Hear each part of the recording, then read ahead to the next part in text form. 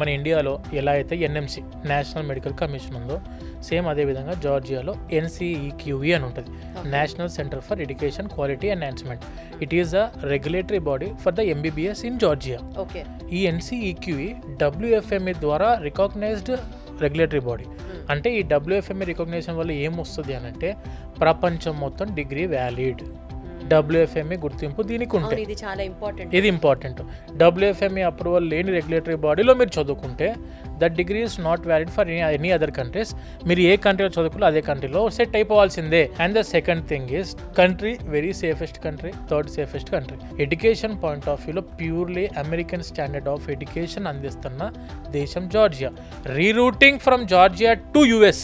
ఏంటి sir USA అని అంటారు ఎప్పుడు మీరు MBBS చదువుకుంటున్న స్టూడెంట్స్కి. ఏముంటుంది USAలో అంటే USAలో ఫ్రీ PG ఆప్షన్స్ ఉన్నాయి మేడం. ప్రపంచవ్యాప్తంగా డాక్టర్స్ అమెరికాలో సంపాదించినంత ఇంకా ఏ దేశంలోనూ సంపాదించరు అని విన్నాం. మెడికల్ సిస్టంలో మనం ఈరోజు కూడా ఫాలో అయ్యేది UK British adapted syllabus allopathy medicine మనం ఈరోజు కూడా మనం ఫాలో అవుతున్నాం. నేనే మాట ఏమంటే USAనే ఎందుకు మెయిన్గా ఫోకస్ చేసి మాట్లాడుతున్నా అంటే USAలో ఫ్రీ PG ఉంది. $5,000 వరకు స్టైఫండ్ సంపాదించుకునే అవకాశం పర్ మంత్ ఉంది. జస్ట్ గూగుల్లో మీరు వెరిఫై చేయండి, USMLE pass percentage performance statistics అని కొట్టండి. 90% స్టెప్ 1 ఉంది, 85 to 90% స్టెప్ 2 ఉంది. అంటే USMLE 3 స్టెప్స్ ఉంటుంది. Step 1 and step 2 is enough to enter in to free PG in US.